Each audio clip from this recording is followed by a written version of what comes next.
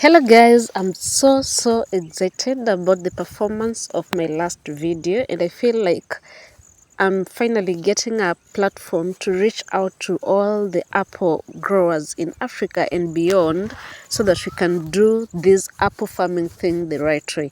Now, I might have come off, especially for those who didn't really watch the video to the end, as if I'm against apple farming. I'm not against apple farming. For years, apples have been an exotic imported fruit for Kenya especially, and expensive, often reserved for urban centers. In the villages and countrysides like where I am, you rarely see an apple even in the market.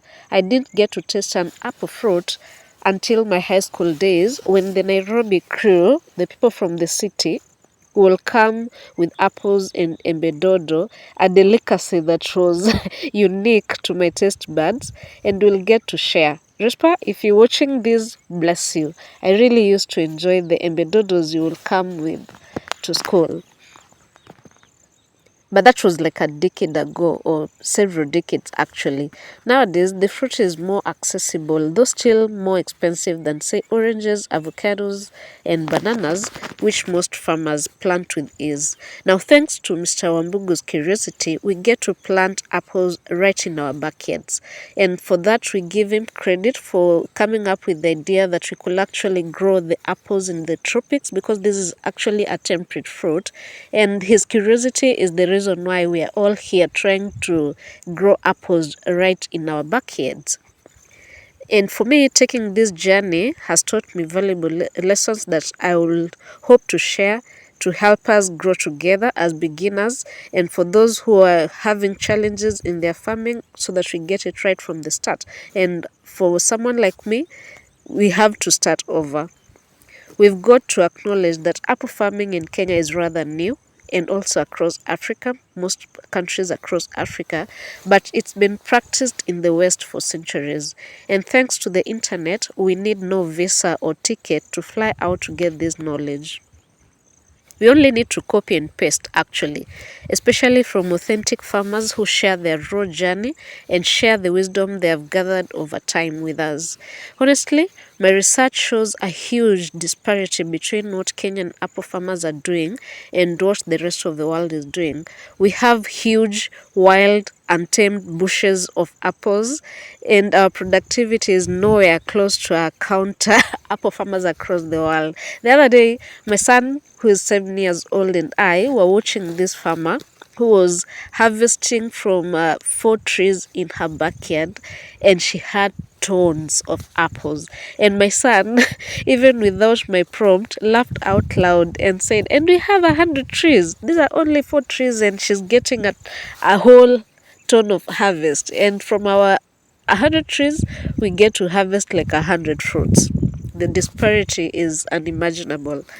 And I hope you get this video before starting your apple farming journey, so that you get it right from the start. The narrative of water, manure, and tipping to get a bush does not cut it.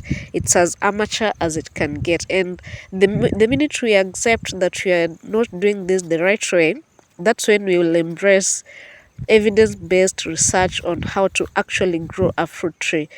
Because what I have in my garden is a bush, and I acknowledge that I had minimal care, because I was only looking for research that was within my vicinity, and we're kinda, from my research, I don't know about your perspective, we are not getting it right.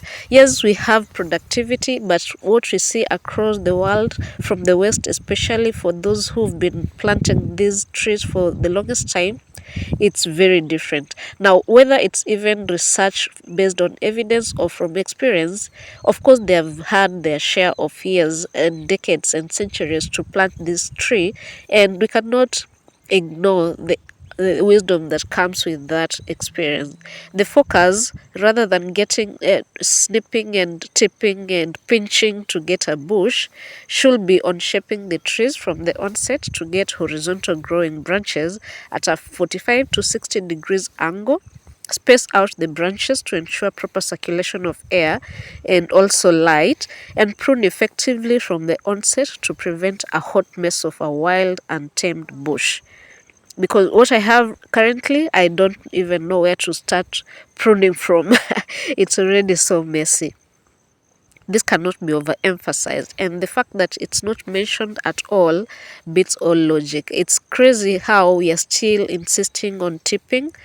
It's like we want to like cover our eyes and ears and assume that what we're doing is actually the best even without evidence to support it. I'm late into the game, but I'm keen on taking it up from here because it's not too late. Although being a risk taker is impressive, I also don't want to overdo it and mess up even more. So the changes will be gradual. I learn, I implement, and I share with you the results. You also correct me, advise me, and learn from mistakes. I get massive apple production, you make your orders, and I deliver. That's the plan because it takes a community. I hope we get to create a community of apple growers that are going to do it right from the start. And if you, like me, are late and you already have your hot mess of wild, swindly branches, let's train and prune our apples the right way with more intentionality and observe the results.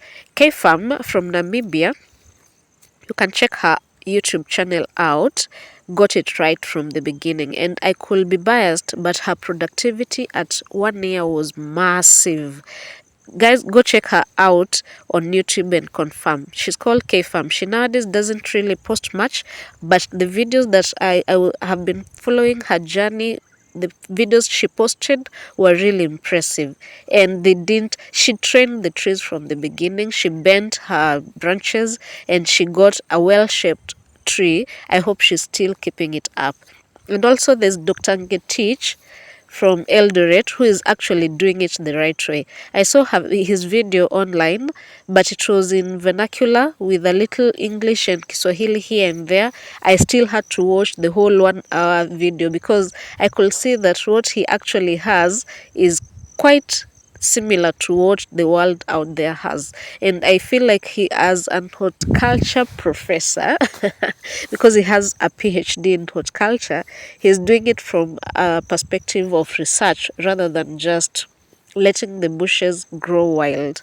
And I feel like if we follow such farmers and if we have more of us creating these beautiful shaped and trained trees, then we're going to get it right from the onset, and we're going to encourage more people to get into farming the right way and possibly bridge the gap between the productivity of apples across Africa. Now, I'm no expert, but I'm a quick learner. Luckily, I have young trees that I can start bending, training, and pruning now for greater productivity. And by the way, I didn't know I needed more than one apple variety for effective pollination. Don't be like me. Go for 3 to 4 apple varieties from the onset, so you get to start they get to start flowering at the same time. And you might also want to plant flowers somewhere in your farm or install a beehive for increased bee activity. Apple flower abortion is a painful menace. This is me saving you trouble with my experience because we are still going to be farming the apples. They do grow in the tropics, and for that we are grateful, but we've not been getting it right. Possibly that's why we are having really bad productivity, and for us to rectify that, it will take a community of research, a community of people giving each other advice and feedback so that we do it right from the onset. Now, in your research, remember African apple farmers are all kind of late to the game. Expand your research to the world and copy and paste, of course with modifications to suit your climate. At Lean Farmstead, we are collectively creating a beginner's guide to apple farming in Kenya, Africa, and beyond. Check out the comments for more insights because we will also need your contribution to the discussion to build on our knowledge. Thanks for your resourcefulness. A lot of people have been commenting positively about their experiences, and we share a lot in terms of the mistakes we've had and the losses that we've incurred along the way. But there are also others who, from their experience, are sharing really valuable insights that you might have overlooked in your journey to apple farming, especially Wambugu apple farming. Subscribe to the channel and let's grow quality apples in Kenya together. I hope we get it right this time. Thank you for supporting. Thank you for all the comments you left last time, for sharing your personal challenges and journey, so that we know we are in this together and then we get a solution and move forward together. Happy farming from Lynn Farmstead.